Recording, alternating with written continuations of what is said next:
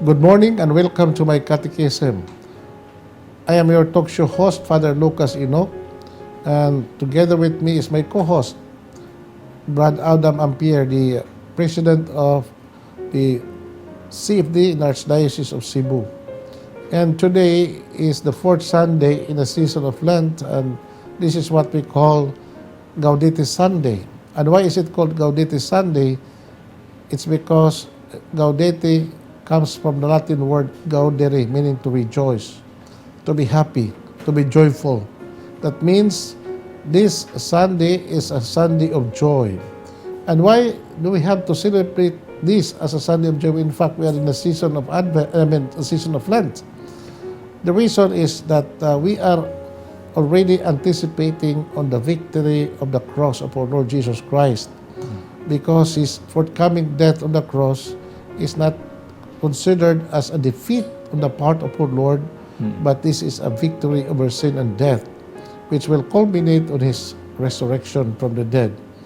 And this is something that that Brother Adam and I will be discussing today. Please stay with us.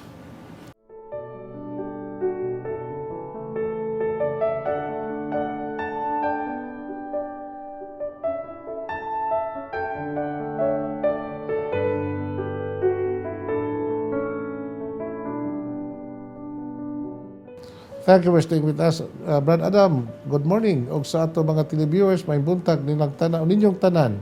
Niya nata sa tunga-tunga sa panahon sa Kwarisma. In fact, karong adlaw gitawag og Gaudete Sunday or Gaudete Sunday. Meaning kita magsadya, magmaya tungod kay hapit na moabot ang atong kaluwasan. Amen. And if you notice that the liturgical color of our Mass today is rose or pink. Pink. No? Mo na ang Symbol of the joy. color of the vestments of the priests to be worn this Sunday.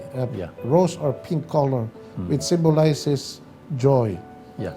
You know, Brad, usa ka butang ngayon itong hinumduman that Christianity or Catholic religion is a religion of joy. And this is something that most of our Catholic brethren do not realize. Nga naman, because we always think that when people are religious, they're always wearing a heavy face. No, murag ang ato mag-emphasize na gitawag religiosity or being holy, na magpuyo tawag lisod kayong kinabuhi, pait kayong kinabuhi, mapubre nga matang sa kinabuhi, nag-antos nga matang sa kinabuhi. Now, that is not the real picture of what Christianity is all about. Yeah. Now, Christianity, I repeat, is a religion of joy. No? Yeah. Nga naman, because we are children of God, and we are redeemed by the precious blood of our Lord Jesus Christ. And therefore, we have to be joyful all the time. Of course, there will be sufferings, no? Kabahin man na sa itong kinabuhi. Nga ang pag-antos, kasakit, mga pagsulay ng kinabuhi, naagina nato, no? Kaya we are still journeying in this world which we call the Valley of Tears. Mao na nga kabahin gina, but what kind of joy that we have to possess? It is the answer is it is the joy from the heart. It is a conquering joy which our Lord give us, no, which only He can give. In fact, He said, no, I give you joy or I give you peace, peace that the world cannot give. So when a person is peaceful, no, he's living in peace with himself, with God, and his neighbors. So he is a joyful person. He is a holy man. He's a joyful man. Yeah. Mauna nga. In fact, Brad, no, I encounter one person. Nanguntanan ako, Father, who do you think are the happiest people in this world? Yeah. Naglisod ko pagtubang. Who do you think are the happiest people on earth? Oh. Ko, I don't know. And he said, ikaw, nahibaw ka? So, yes. He said, the happiest people living in this world are the saints. Saints. Yeah. Yeah. Are the saints, the holy people, the holy men and women who live their life as Christians to the full. Ikaw, Brad, you are a lay people. You're supposed to be in the world because, no, as lay, you belong to the world, no. your life and your vocation in life is to be immersed in the secular world. So, what can you say about that? Sa Catechism of the Catholic Church, Father, it has been stated by the Church that we have to accept the trials and sufferings. In fact, diha sa Filipos 1:29, ang atong Ginoo pinaagi ni San Pablo ng mulong nga dili lamang pinaagi sa pagtuo, pinaagi usab sa kasakitan. Kay diha sa pinaagi sa kasakitan, you are molding yourself into kaya alang sa gingharian sa langit. Pasabot day Padre nga trials and sufferings is part and parcel nato nga matud pa ni San Pablo sa Hebrehanon kapitulo 12 bersikulo 6 ngadto sa 11, Father, nga ang amahan sama-samahan nga modisiplina sa iyang mga anak, mausab ang Dios modisiplina kanato. Nga naman tungod kay dili siya gusto nga dunay kalag nga may punta ngadto sa kalayo sa impierno, eternal damnation. And that is the reason why there is always disciplinary action coming from God, Father. Kining mga trials and sufferings makapadangat kanato. Kay si Isaias niingon, gitawag ko kamo panahon sa inyong kabundansya, sa inyong kalipay ug sa uban pa ninyo na nga mga kalipay nga kalibutanon apan wa kamo kadungog kanako. Apan karon gitawag ko kamo pinaagi sa kasakitan ug nakadungog kamo.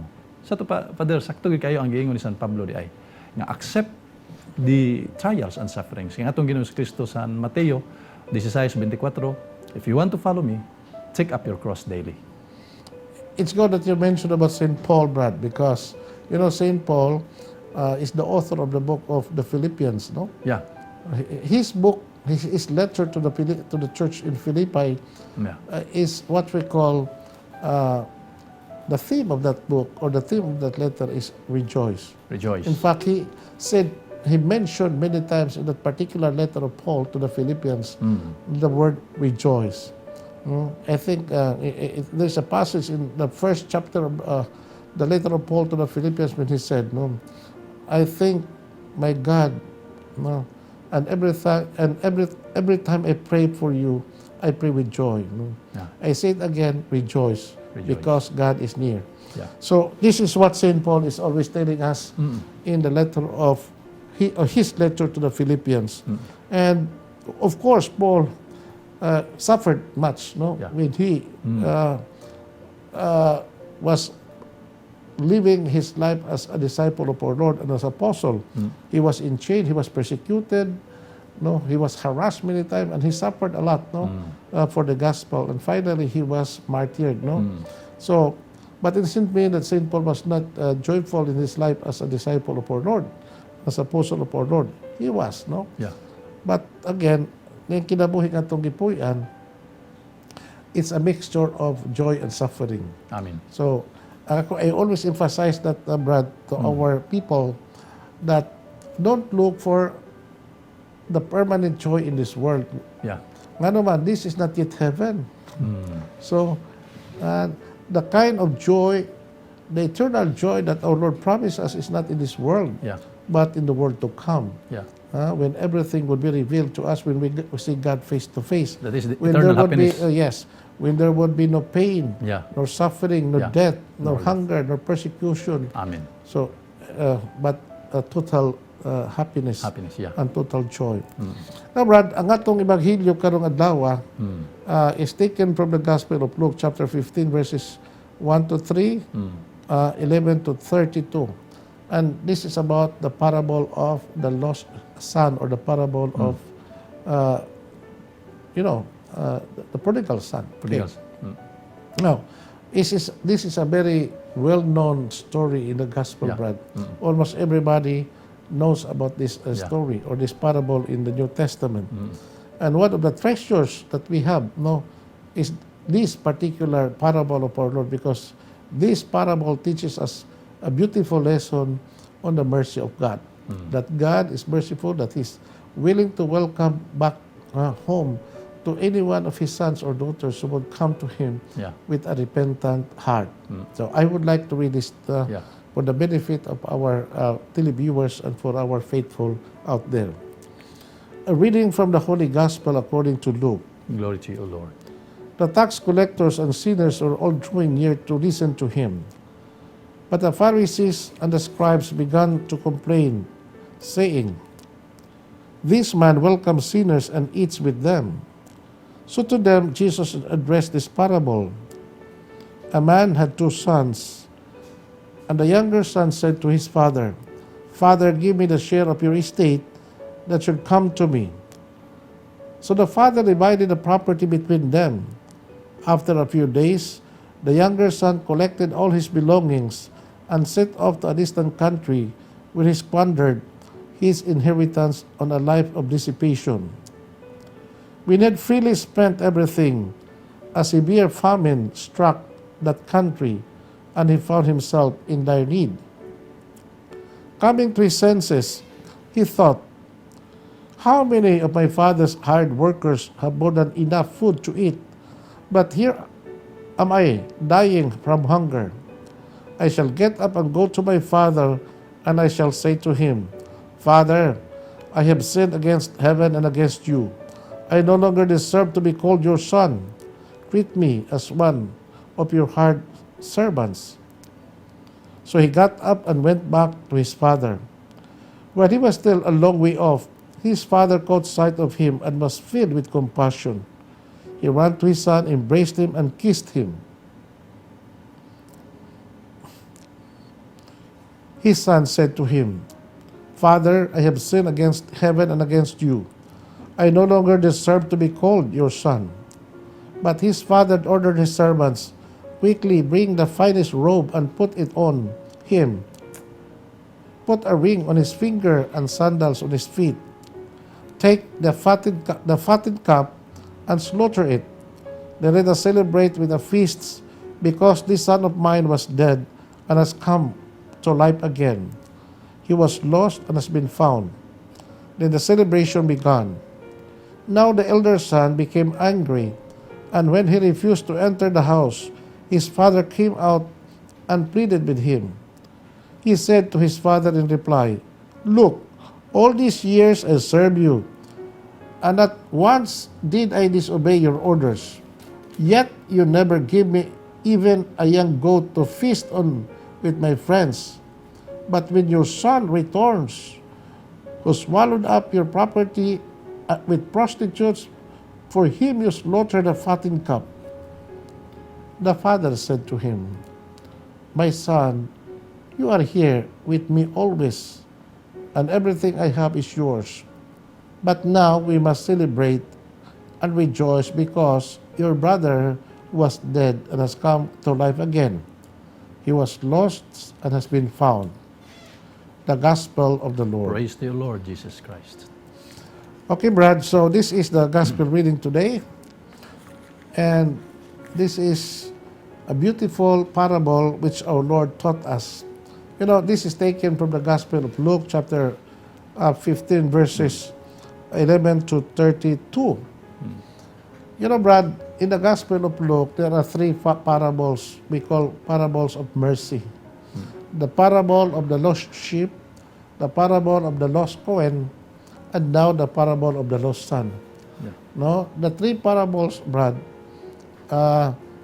carry with it the lesson or the theme on God's merciful love to all of us, Yeah. especially for sinners. Sinners would come back to Him with a repentant heart. Now, Brad, ginaingon nga, this parable is one of the treasures in the New Testament. Nga naman, tungod kay, this particular parable, Brad, speaks about the life of each one of us. Nga naman. Because when we talk about being lost, no, on the parable of the lost son, maka pangutana tas tong kagalingon, kinsa man nato ang who among us who have not experienced being lost, no? Yeah. So, at certain point in our life, Brad, we are lost. Yeah. And when is that time that we consider ourselves are lost? Or, And this is something that we have to discuss because we not only talk about this particular son who was lost, but we must also talk about ourselves. Amen. Many times that we are lost. Yeah. Okay. And we will be back after the short break. Please stay with us.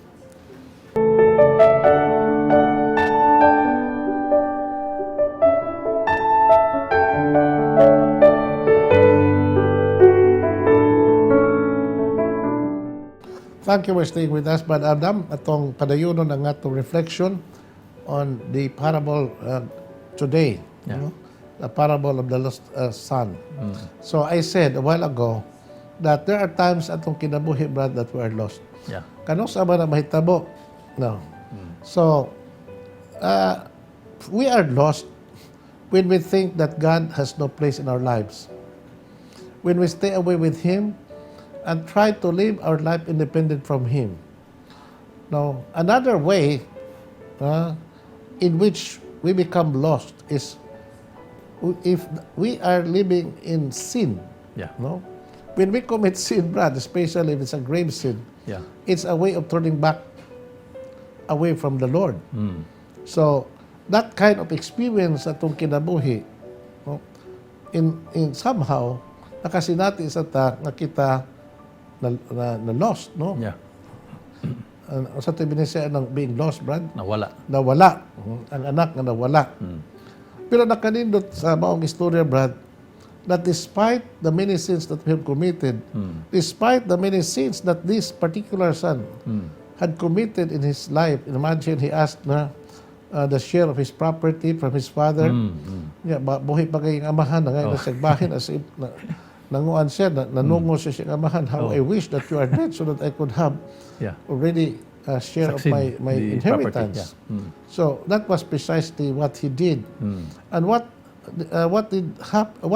happened to him is that he squandered all his property, all his inheritance, no, from his father, and went off from a very distant country and spent everything that he had until he spent everything. O dito nagsugod ng iyang misery. Yeah. Hangtod nga he employed himself to one of the owners of that landowners of that land, that padala siya ngadto sa mga baboy para pagkatibas mga baboy. So imagine that, Brad, no? For the Jewish to tend for pigs, Brad, no, is mao na labi ang kinapaitan nga matang sa kinabuhi. No? Yeah. So it's a symbol of utter misery. And that's where he realized, matod pa niya, how many hired servants does my father have in our house? Yeah. And he have plenty of food. But here I am dying because of poverty, because of hunger. Yeah. I have to go back to my father and say to him, Father, I no longer worthy to be called your son. Just treat me as one of your hired servants. Yeah. And off he goes. Mato pa, layo pa gani siya, nakita na siya sa kamahan, and his father, filled with compassion of his son, Yeah. no, ran to him, and then kissed him and embraced him. And then the son, made his confession and said, Father, I'm no longer worthy to be called your son. Treat me as one of your hired servant. The father did not listen to the confession of the son. Instead, he called his servant, mingon siya, no, lakaw, sing-sing ang iyang mga tudlo, sapatos ang iyang tiil, no, niya, sunobi siya sa mahalon nga bisti. Yeah, you go and kill the fattened calf. Let us rejoice and celebrate for this son of mine was lost and is now found. He was dead and is now come back to life. Yeah. So there was rejoicing. Mao ginagingos tong Ginoo in the Gospel of John chapter 9, Brad. Now there would be rejoicing in heaven over one repentant sinner Done who 99. repented than the 99 righteous people who do not need to repent. Yeah. So every time that a sinner would go back to God, no, and be converted to Him, magpista ang mga langit, Brad. Amen. So now we are in the season of Lent, Brad. No, why this parable is being proclaimed in the middle of the season of Lent? Because the theme of the season of Lent, no, is what we can quote from the book of the prophet Isaiah, when the Lord calls each one of us and said, "Come back to me with all your heart." Amen. So, Brad, So that is my initial reflection on this particular gospel reading. Sa Isaiah 59:2, na wala kita, nahilayo kita, naputol ang atong relasyon sa Ginoo gumikan sa sala. And that is, pagkalayo or pagka putol nato sa Ginoo. Apan gumikan sa grasya o gumikan sa gugma sa Ginoo nato, Father, giklaro sa ni San Pablo sa Efeso 1:7, gumikan sa iyang gugma kanato. Iyang giula ang iyang dugo alang kanato. Sa to pa timely kayo, Father, ang atong Ginoong Kristo naghatag og niula sa iyang kaugalingong dugo aron just to redeem us sinners. Kay matud pa iya ganing gibiyaan ang 99 aron lang pagpangita sa usa ka nawala. Na usa karon nga anak nga nawala o karon iya nakita. That is why the heaven rejoices because of one sinner nga nibalik ngadto sa sabakan sa Ginoo. Okay, Brad, this particular parable, Brad, is really the parable of divine mercy. Yeah. Ano man, tungod kay ipakita sa the Father is the Father of these two sons is the image of our Father in heaven. Amen. No, the Father welcomed both of his sons who were erring sons. No, it's not the younger one matawag nato nga lost. Even the older one was also lost. No, Yeah. in a sense nga sa iyang pakiguban siyang amahan, waton siya mga bahid sa iyang katigayunan, unlike his younger brother. Yeah. Waton siya mangayo. He was faithful to his father, no, and served his father, but deep inside his heart, Brad, layo kay siya amahan. Ngano man, kay naani ang iyang kayugot o jealousy sa iyang igsuon. And he was not really serving his father heartily.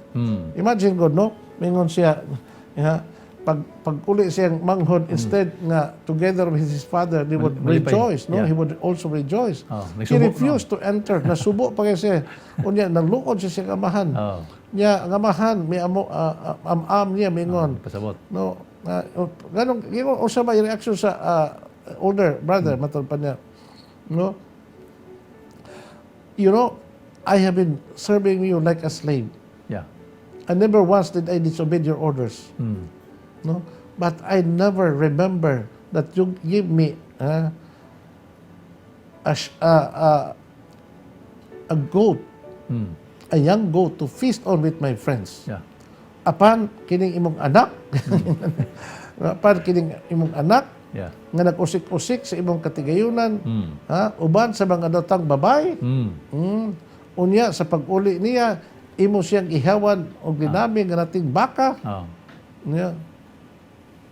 Mura bag nagmahay siya, nagkwinta siya sa iyang mga mayong bibuhat siyang amahan. So makita nato ang attitude ni maong older son, Brad. Pero yung lagi mahitabo This is very common, Brad, no, among siblings, no. This is very natural in our human nature, Brad. Na among members of the family na agi ng rivalry and jealousy, no. No, napakita lamang, Brad, noon sa ang atong pagkatawhanon ba. Naagyapon atong pagkatawhanon.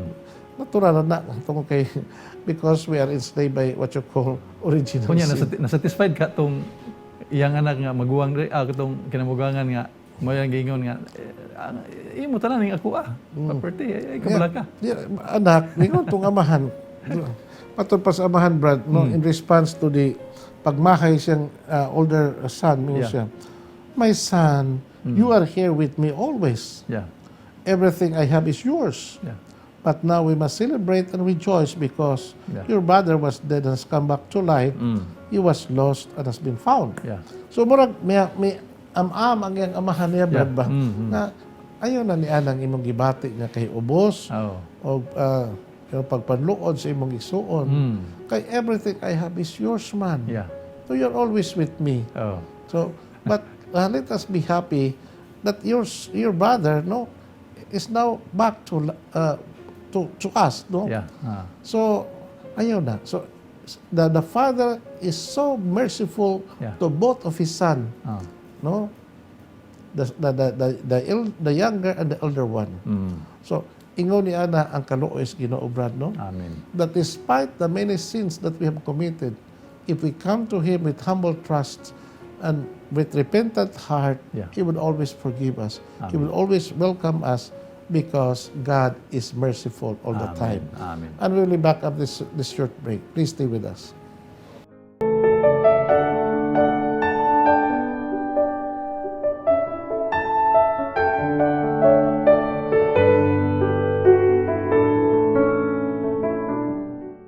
Thank you for staying with us, Brad Adam.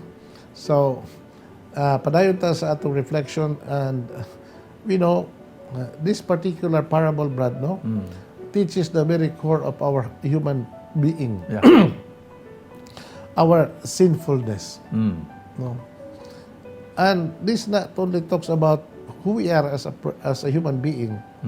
No, it also speaks about the mystery, the stupendous mercy of God. In fact, he says, excuse me, that in the diary of Saint Faustina, in the devotion of the Divine Mercy, Brad, His mercy is an ocean of mercy.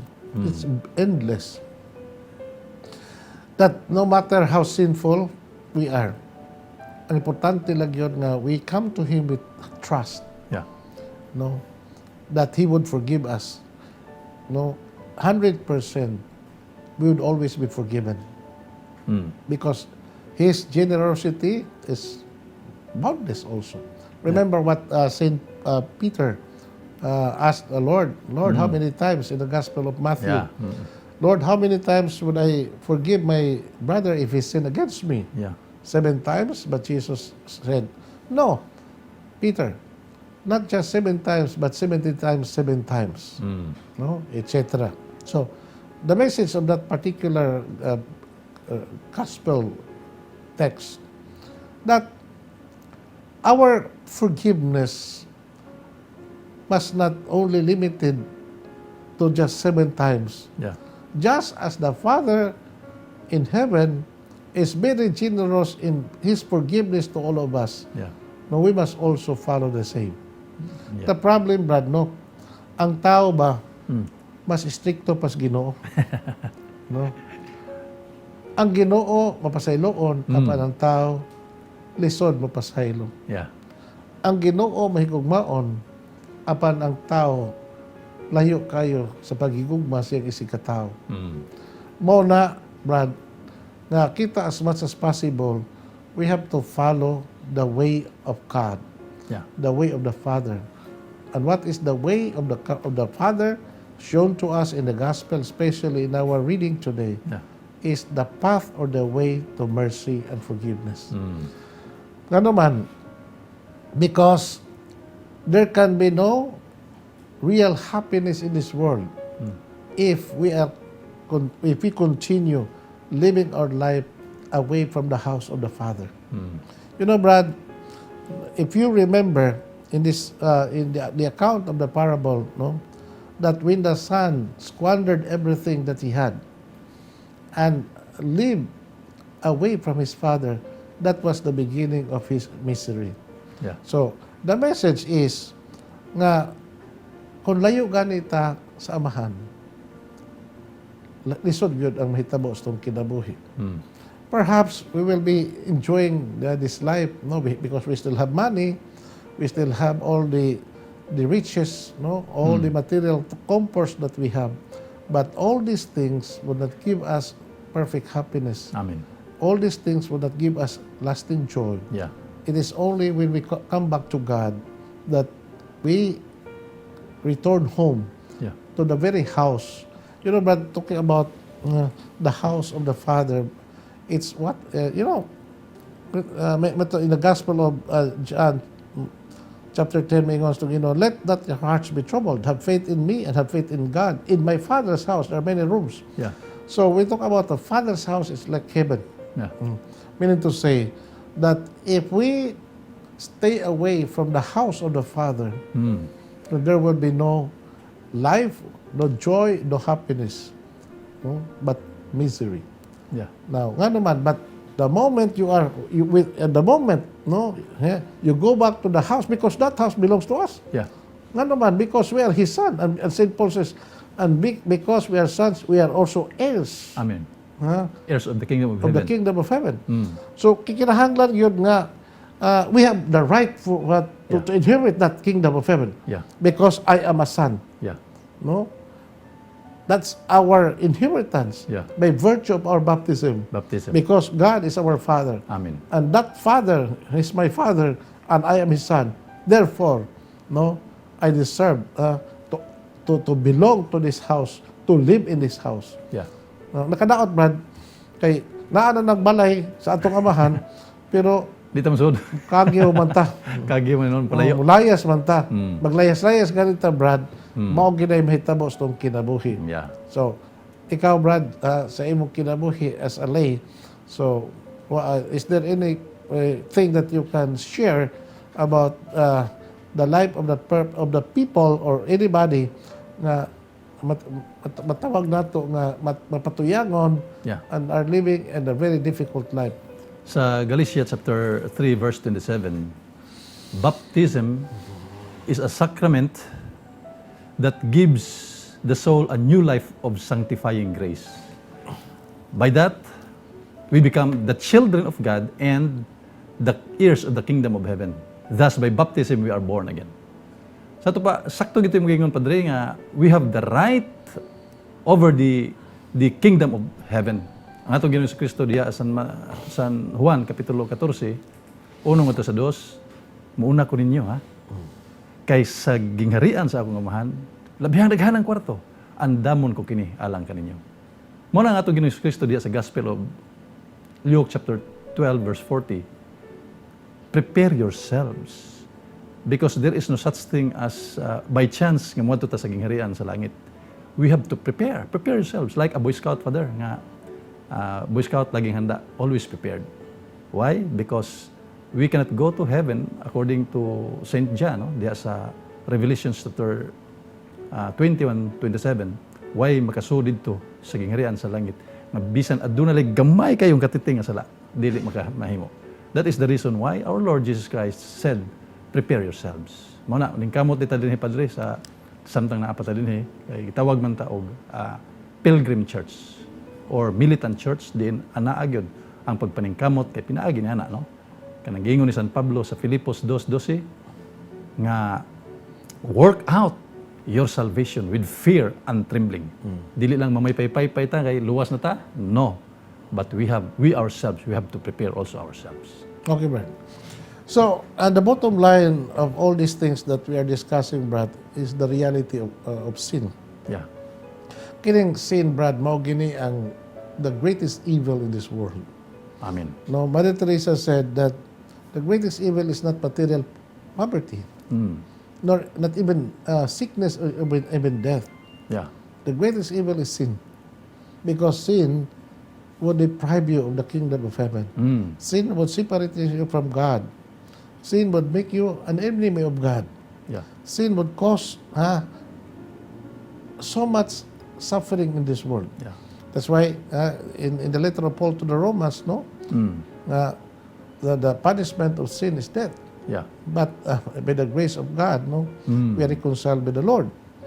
So, naagya-pong gracias Ginoo, no? Yeah. So, the antidote of sin is grace, the grace of God. Amen. So, kinahanglan na we have to avail of that grace, no? Because this grace given to us is given to us in superabundance. Amen. The only thing that we have to do is receive this gift. Yeah. The gift of mercy, the gift of grace. So, mao na, Brad, sa unsang paagi, it's through faith. So, mao na, pareha ko na, Brad, kining kaluwasan, sama na usa ka fountain, Brad. Yeah. It's a fountain, that's why it's called a fountain of mercy, the fountain of grace, no? Yeah. The fountain of salvation. So, everybody is welcome to take as many graces that he wanted to bring. Yeah. Pareha ko na, Brad, usa ka fountain, unfathomable mercy, unfathomable grace of God. Yeah. No, everybody, no, is free Yeah. to receive such grace, Yeah. depending on pilagyod unsa ka dako ang iyang container. Kung gamay ang container nga iyang Gamay ra pod. gamay ra pod, no, ang grasya nga madawat. Pero kung ang iyang container dako po kayo grasya, no? And that container that we have to bring, no, in order to avail of that grace, Brad, the grace of salvation is the container of our faith and trust. Yeah. So if our faith and trust is big as the universe, then we have the grace as big as the universe. Amen. Apan ang kutong container, samara, kadako, sa kuan sa lata sa Bix, Bipuram. Inana, mora po yung madani mo, Brad. Gamaya, no? So, because the gift of God, is given to us in an overflowing measure. Yeah. All what we have to do is to gather this, to receive it, with so much trust and mercy. Trust and faith in the goodness of the Lord. Okay, Brad, I hope that everybody will be satisfied with our sharing, and everybody would benefit from our reflection, so that they would live the teaching of the gospel, especially our gospel reading today, in their own individual life, so that, like the lost son in this parable, they would also experience the power of God's redeeming mercy for all of us.